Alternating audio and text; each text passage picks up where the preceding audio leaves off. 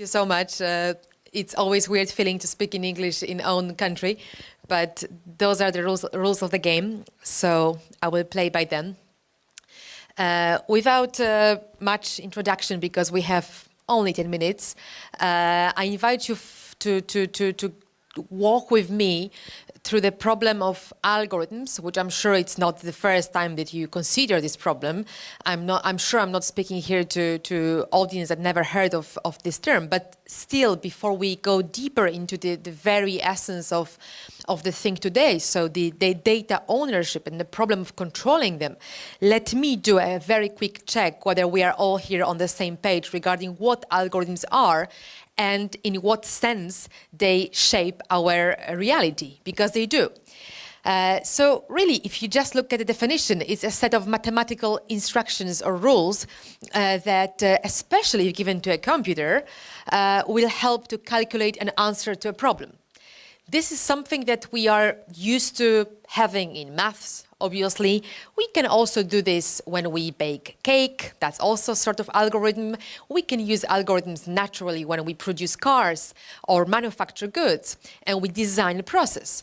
And that doesn't really trigger much concern in me.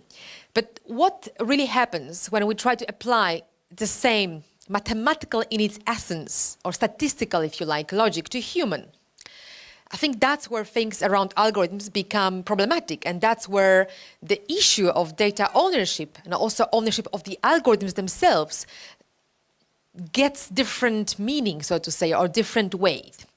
Well, we are unlucky in a sense that we might have those doubts, but many companies, many empires that drive on humans, like Facebook, they don't have those doubts.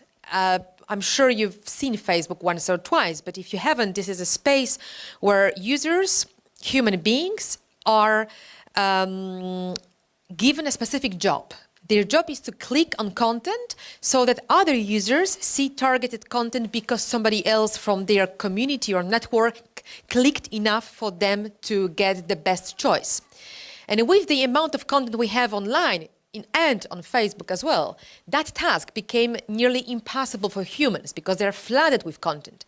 So what Facebook did, they employed another agent behind the scenes. They employed algorithms to help those workers, those ordinary users, make their choices. And now, if we go on Facebook, no recommendation, but if you have to, you will see that there is something called newsfeed, which is designed by the algorithms in a specific way, exactly to help you make this job.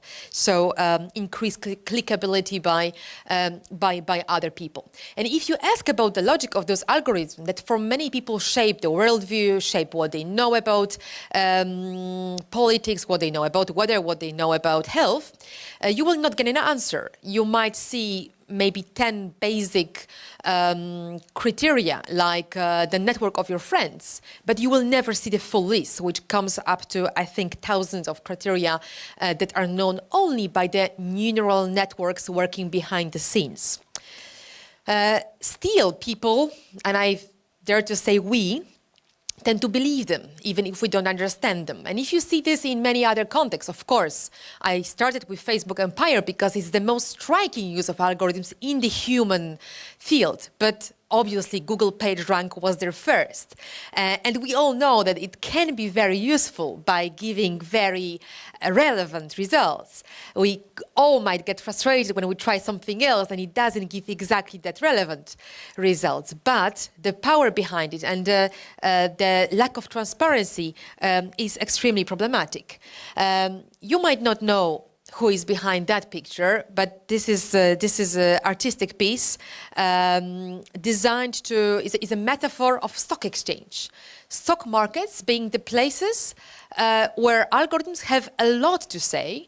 Actually, these days, with the high-frequency trading, it looks like this is mostly algorithms ruling the stock markets.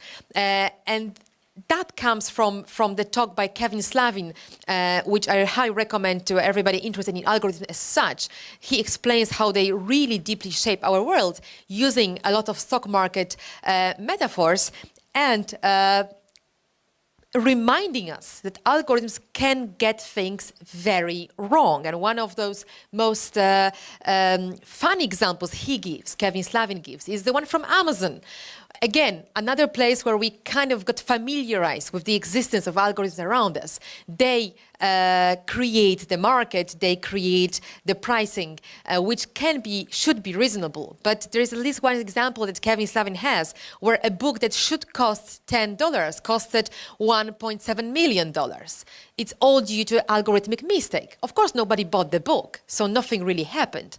But the fact that the system behind this sort of pricing goes wrong can, in other contexts, precisely the stock market context, can be very meaningful for the society. So that's the flash crash from 2010. So the moment where stock market in the US lost something like $1 trillion in 30 minutes.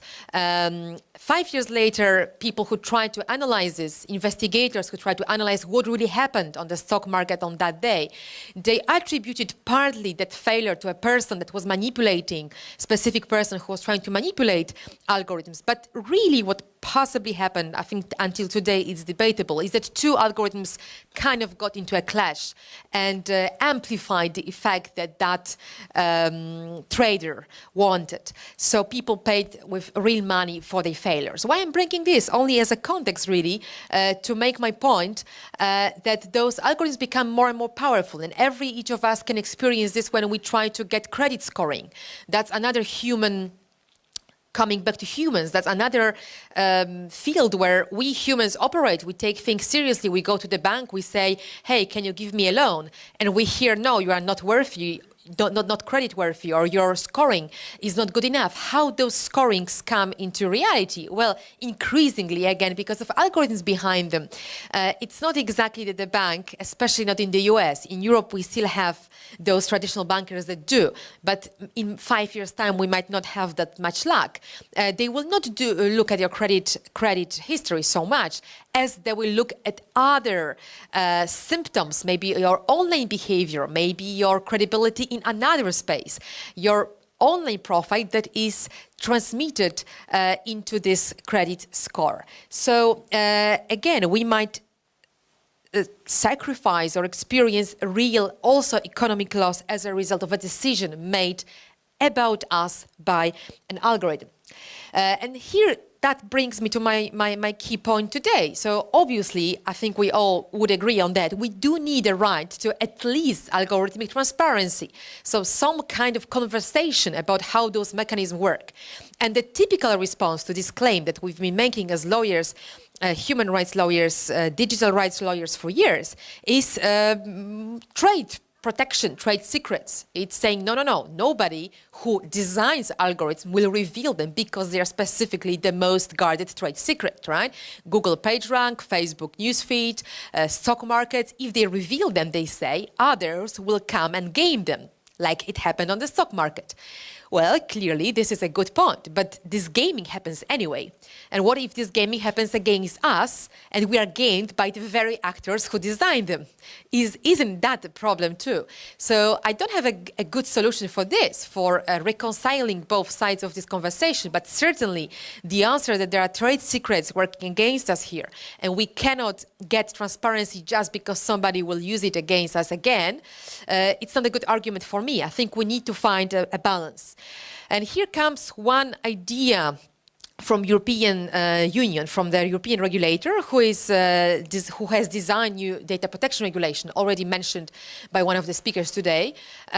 This is specifically an article, part of an article on algorithmic transparency, limited to something that EU regulator calls automated decision making. So if you are that unlucky that in a case of credit scoring, you get automated process of decision making, then you get right to human intervention, and you also get a right to transparency. But if it's just advertising or just Facebook newsfeed, you might not exactly have that right. So this is something we were trying to find more about, but we got to this quite poor compromise. And then the final point, who owns data generated by algorithms. Maybe that could be a way. Yeah? So if we could prove that algorithms obviously feeding on our data, generate something which is also ours, maybe that's a way to go. Well, sadly not. If you look at the same regulation and data portability clause, again, it says that if data is generated by a system like algorithm, it's no longer ours. We only have right to take with us, to look at, and also reuse in another context data that was brought or generated by us, but not by the system, including algorithm. So, well, the final point is actually the question, an open question, hopefully for later. How can we get to real algorithmic transparency and accountability in the world where, at least so far, the law has been working against us, and certainly corporations are also working against us? Thank you.